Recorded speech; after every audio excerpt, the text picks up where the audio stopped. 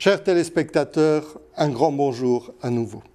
Et un grand merci surtout de nous accueillir chez vous. Alors nous voici rendus à notre 5e étude au sujet de cette prière magnifique qu'est le Notre Père. Depuis la semaine dernière, nous avons posé, et la semaine dernière en particulier, nous avons fini de poser ce que nous avions appelé les 3 piliers qui forment le socle fondateur en quelque sorte de nos études sur le Notre Père. Le premier pilier, rappelons-le simplement, nous a permis de replacer le Notre Père dans son contexte, tant il est vrai que, et rappelons-le, qu'un texte sorti hors de son contexte est souvent prétexte à dire beaucoup de choses et pas toujours des choses qui sont réelles. Le deuxième pilier, qui était tout aussi important, c'était de replacer le Notre Père dans le contexte des racines juives, parce que le Notre Père, rappelons-le, nous l'avons dit, c'est une prière qu'un juif, le Messie, notre Seigneur Yeshua, a donné à ses disciples, juifs eux également, et à leur demande.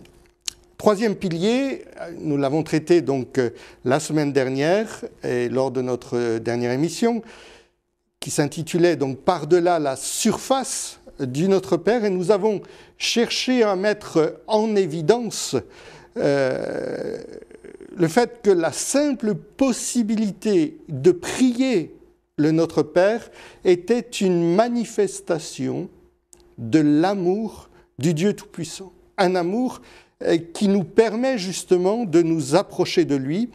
Et là encore, soulignons-le, parce que ce troisième pilier nous renvoie au premier, cette manifestation d'amour se devant de susciter, donc l'amour que nous recevons de Dieu, se devant de susciter en réponse l'amour et le pardon en nous et autour de nous.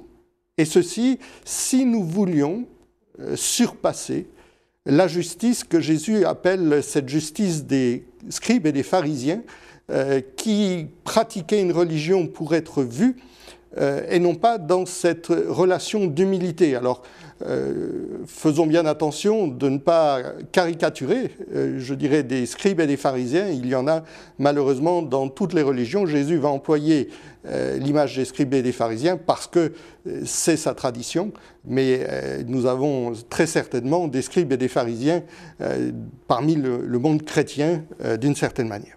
Alors aujourd'hui, nous allons commencer une étude suivie, je dirais phrase après phrase, j'ai presque envie de dire mot après mot, de cette belle prière que nous a laissée donc notre Seigneur Jésus.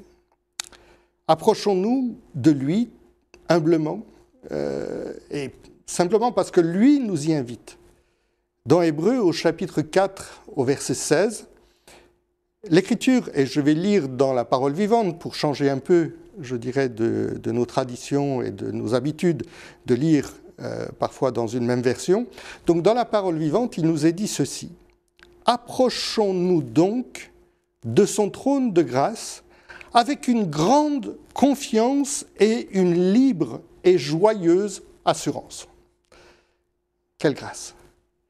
Et dit, Dieu nous témoignera sa bonté et sa grâce, et nous obtiendrons le secours nécessaire au bon moment. Ça veut dire que s'approcher de Dieu est toujours source de bénédiction. Nous sommes invités à nous approcher du Père des Lumières, tel que l'Écriture le définit, parce qu'il nous y invite. Sans sa lumière à lui, nous ne pourrions pas trouver Dieu. C'est parce que Dieu se révèle à nous, eh bien que nous sommes invités à le chercher. Nous sommes invités à le chercher, je dirais, au travers de la création, la puissance éternelle, sa divinité se voit comme à l'œil nu, nous dit Paul dans Romains, et nous devons, au travers de ce que Dieu nous montre dans la création, chercher ce Créateur. Il s'est révélé à nous au travers de son nom. Et ce nom, nous allons le voir au tout début du Notre Père, nous n'allons pas l'étudier aujourd'hui, mais Notre Père qui est aux cieux, que ton nom soit sanctifié. C'est le point d'accroche, le point d'entrée pour rechercher la face de Dieu. Mais nous le verrons ça un peu plus tard. Alors approchons-nous de Dieu. Vous allez me dire, c'est bien beau, cher pasteur, mais si vous connaissez un peu votre Bible, vous allez me dire, mais il n'y a pas de notre Père dans l'Écriture? Est-ce que vous savez ça? Est-ce que vous savez que dans nos Bibles, nous avons deux notre Père qui ne se ressemblent, bien sûr, c'est le même notre Père, mais vous allez voir qu'il y a des distinctions assez importantes. Quel chemin, lequel faut-il prier? Celui de Luc 11 ou celui de Matthieu 6?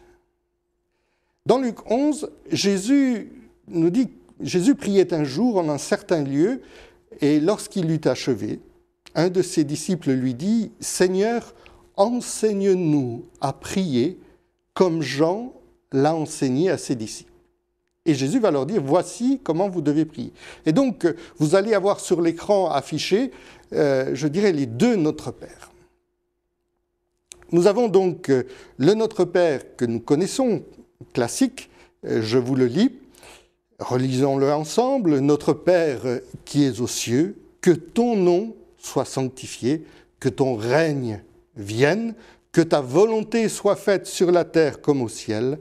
Donne-nous aujourd'hui notre pain quotidien, pardonne-nous nos offenses comme nous pardonnons à ceux qui nous ont offensés, et ne nous induis pas en tentation, mais délivre-nous du malin, car c'est à toi qu'appartiennent dans tous les siècles le règne, la puissance et la gloire. Amen. » Ça, c'est le Notre Père que, je dirais, si nous avons été au catéchisme, pour ceux qui sont d'origine catholique ou qui sont parmi nos téléspectateurs catholiques, c'est le Notre Père qu'on a appris au catéchisme, ou si nous sommes, je dirais, nés à l'Évangile, comme nous disons, c'est-à-dire de culture évangélique, que vous aurez appris dans les classes du dimanche, etc. C'est ce Notre Père-là que nous apprenons en règle générale. Maintenant, comparons-le au Notre Père dans Luc 11.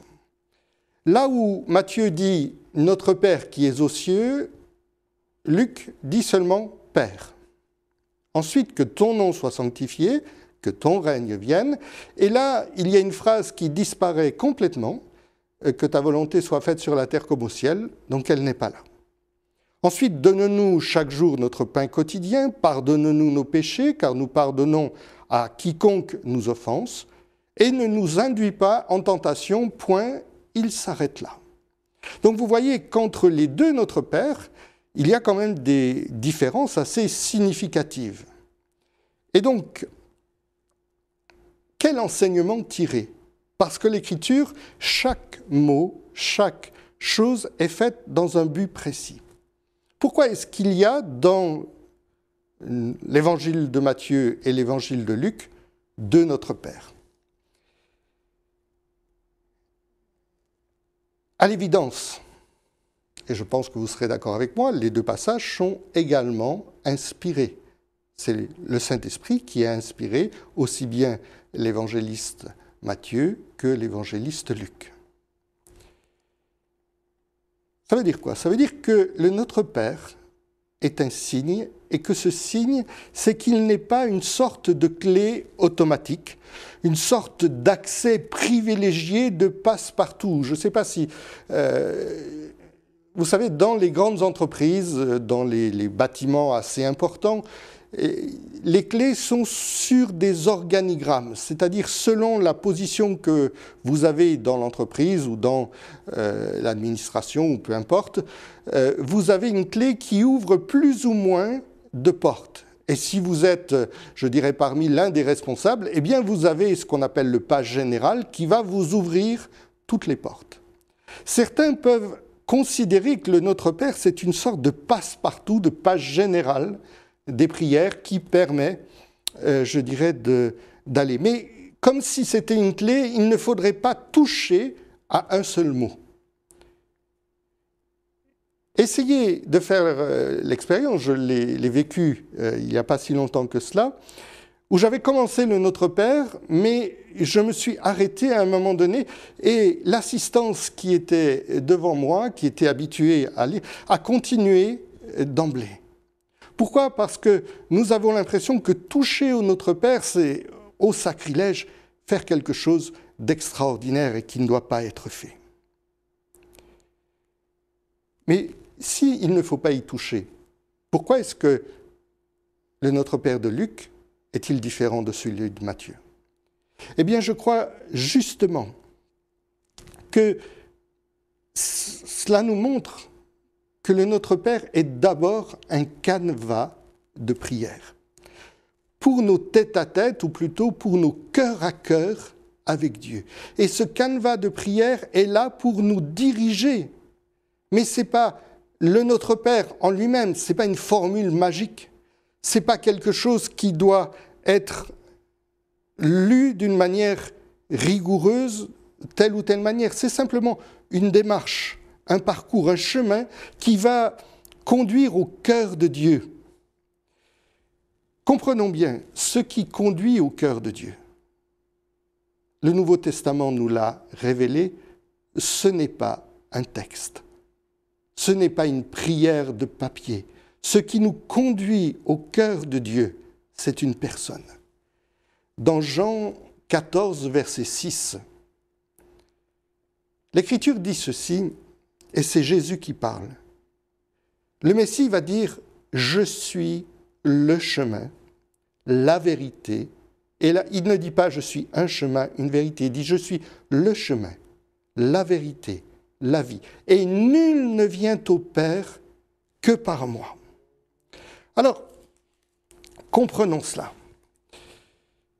Nous devons comprendre le Notre Père comme une sorte de cadre, de parcours pour notre âme, qui, par la vertu du sacrifice de Christ et la direction du Saint-Esprit, nous conduit justement dans ce cœur à cœur avec le Père.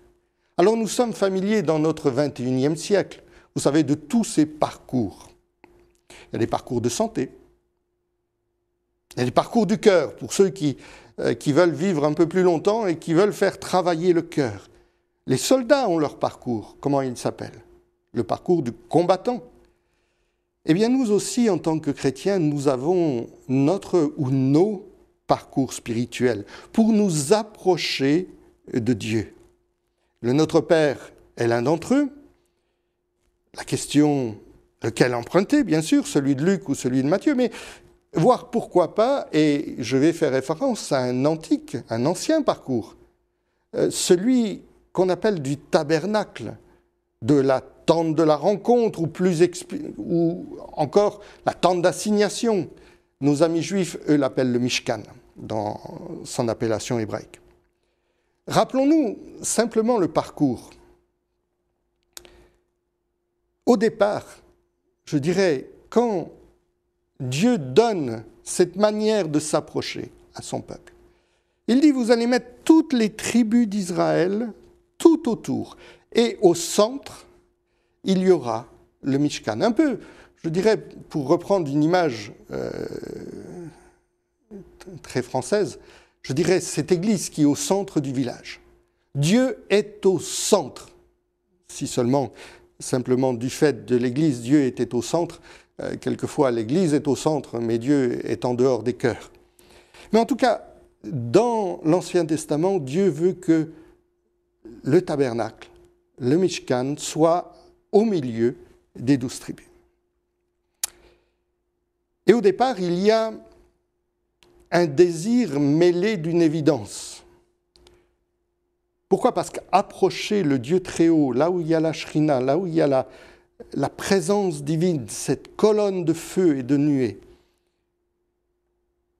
eh bien, on sait très bien que c'est redoutable de s'approcher de ce lieu. D'ailleurs, il y a un parvis tout autour. C'est-à-dire qu'il y a une séparation entre le reste des hommes et ceux qui servent à l'intérieur. Et qui plus est, il faut une médiation. Non seulement je ne rentre pas dans n'importe quel côté, il y a une seule porte, un seul passage, et je suis confronté à une médiation lorsque j'arrive avec le sacrifice. Il y a le sacrificateur, le prêtre, qui est là. Et donc, je dois me rendre à l'autel, il y a le sacrifice, et lui prend le relais.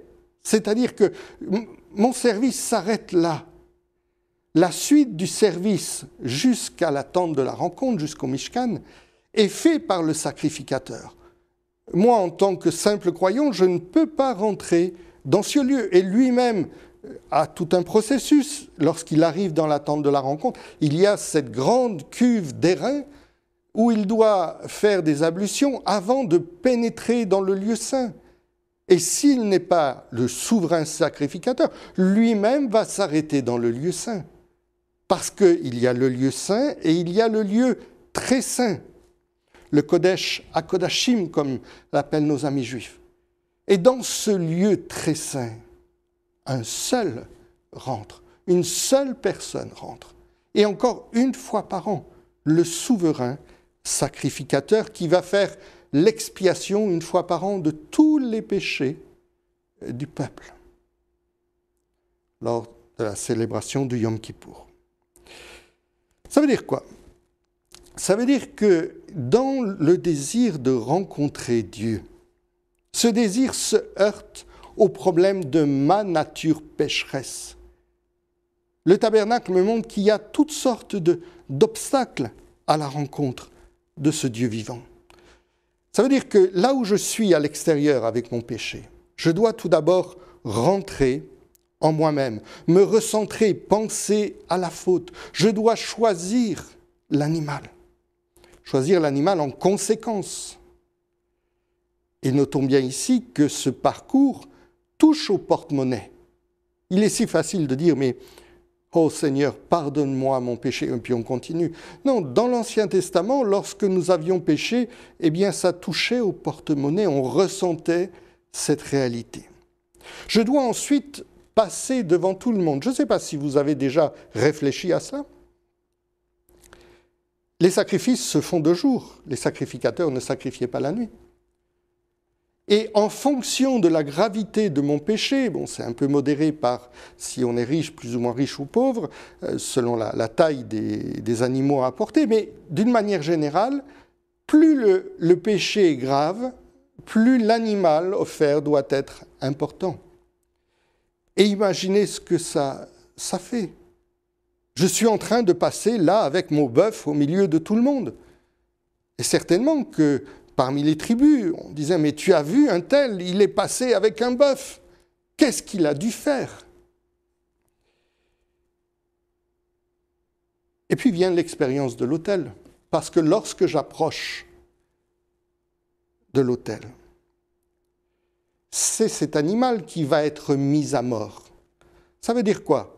Ça veut dire que le plus bel animal que j'ai dans mon troupeau, c'est celui-là que je dois offrir. Je ne dois pas offrir celui qui est boiteux, celui que je ne veux pas voir, celui qui est laid. Je vais offrir le plus beau. D'où la frustration d'être privé d'un bel animal, de celui qui faisait la joie peut-être de mes enfants, pour le sacrifice à cause de mon péché. Alors ce parcours, je dirais, est tout à fait possible encore aujourd'hui, à condition de prendre conscience d'une chose, c'est que ce sacrifice, pour le rachat de mes péchés, c'est Dieu lui-même qui maintenant va me l'offrir. Rappelez-vous une chose, quant à Abraham, Dieu lui a demandé de sacrifier son fils. Dieu a pourvu au sacrifice pour Abraham. Il lui a donné l'agneau. Et le Nouveau Testament nous dit que Yeshua est l'agneau de Dieu qui ôte le péché du monde, c'est-à-dire cet agneau fourni lui-même par le Père. Car c'est par la grâce que vous êtes sauvés, nous dit Éphésiens, par le moyen de la foi. Et cela ne vient pas de vous, c'est le don de Dieu. Ce n'est point par les œuvres afin que personne ne se glorifie. Alors quel parcours emprunter? Notons une chose, c'est que dans mon expérience pastorale, j'ai vu que beaucoup de chrétiens encore aujourd'hui utilisent l'ancien parcours J'ai noté que même s'ils sont sous la grâce, beaucoup viennent toujours à Dieu avec ce schéma où la culpabilité, la faute passe en premier. Ils vont à l'autel en premier. C'est ce moteur de culpabilité qui m'entraîne. Et c'est l'animal qui rappelle ma faute.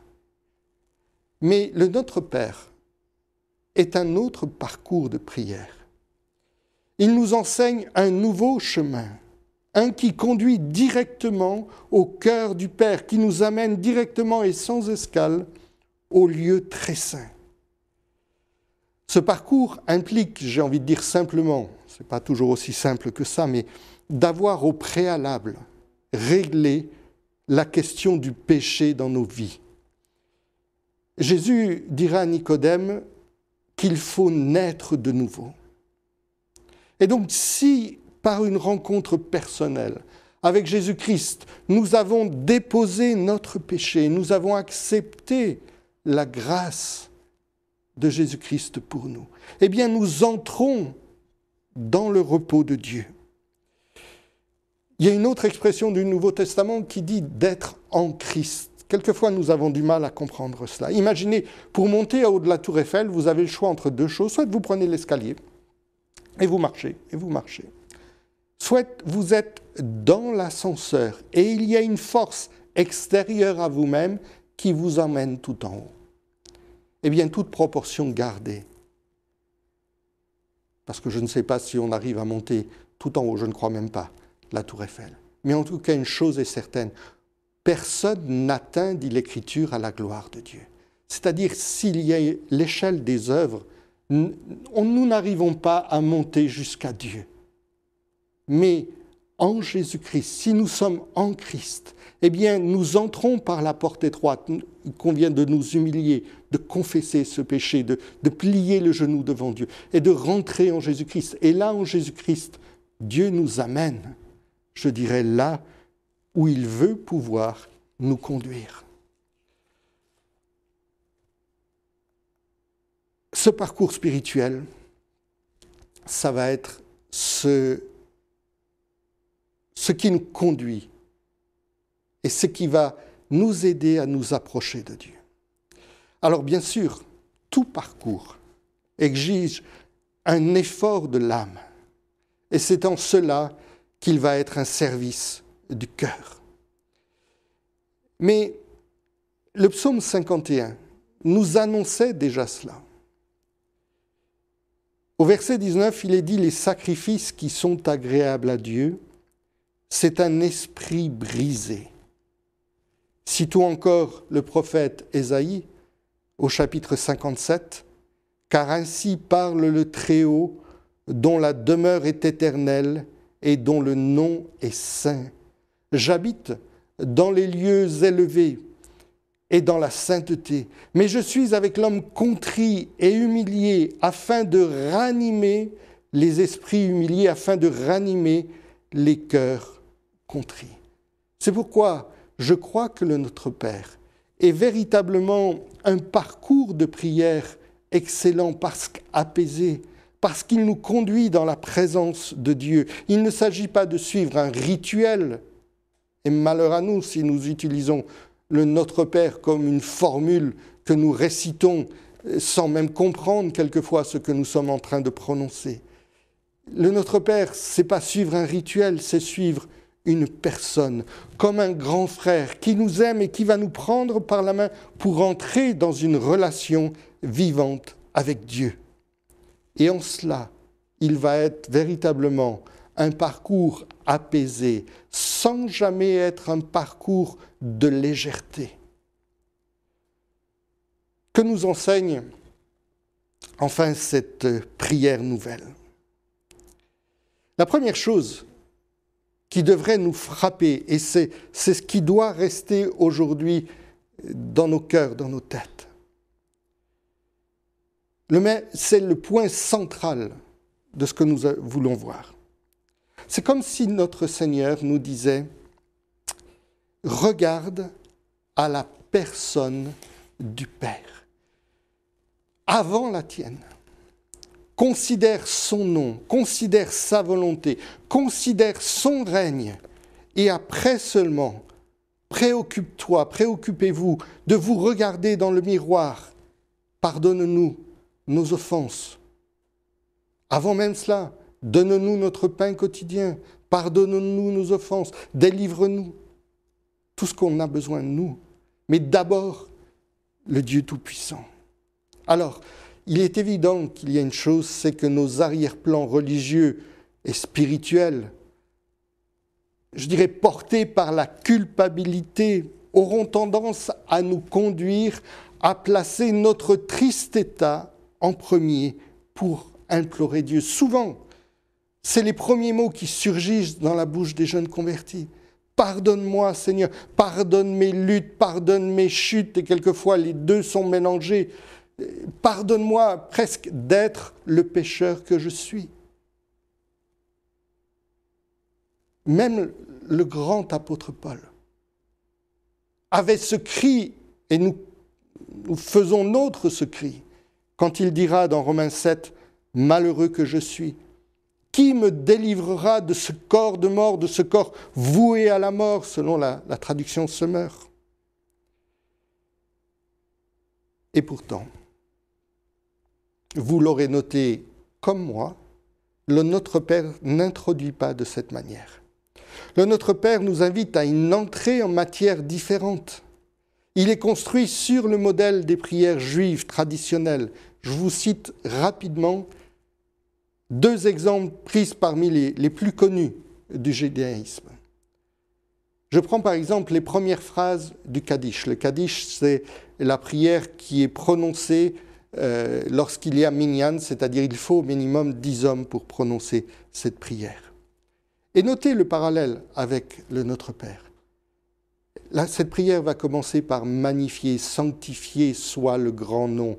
Dans le monde qu'il a créé, selon sa volonté, puisse-t-il établir son royaume. La louange, la sanctification du nom, la mention de sa volonté et de son règne, donc de son royaume. Le deuxième exemple, je le tirerai de la Hamida. La Hamida, c'est véritablement la prière par excellence. Elle est récitée, nous l'avons dit, 3 fois par jour. Elle commence, elle aussi, par la bénédiction d'Hachem. Hachem, c'est le nom que, je le rappelle, que le peuple juif préfère utiliser pour éviter d'employer, je dirais, même des noms approchants du nom révélé. Donc elle commence par la bénédiction d'Hachem, de celle du Dieu d'Abraham, d'Isaac, de Jacob. Dieu est reconnu comme grand et redoutable. Il est le Dieu élevé, sa toute-puissance y est célébrée, puis son nom est reconnu comme saint, et c'est seulement à partir, entre guillemets, du verset 4 que sont exprimées les demandes, et encore pas n'importe lesquelles. D'abord, des demandes un peu comme Salomon, la demande d'intelligence, de discernement, de sagesse. Et puis, le repentir et le pardon viennent ensuite. Et la question par laquelle nous allons terminer, c'est de s'interroger et de se dire, mais pourquoi Dieu nous demande de le considérer lui d'abord? Et je vais dire quelque chose d'insensé. Je parle ici à la manière des hommes, pardon d'avance, et l'apôtre Paul utilisait cette image. Il dit, je parle ici à la manière des hommes. Dieu serait-il à ce point mégalo, narcissique, pour qu'il veuille que je m'oublie moi pour le mettre en avant lui? Est-ce que nous n'avons pas dit la dernière fois que justement il me laissait la place d'être? Pourquoi est-ce que lorsque je m'approche de lui, il me dit « mais regarde à moi » alors que je me sens quelquefois si sale à l'intérieur? Qu'en pensez-vous? Comment comprendre ce paradoxe? Eh bien, pour mieux le comprendre, je vous invite à nous retrouver la semaine prochaine et nous allons continuer cette émission. Que Dieu vous bénisse. Amen.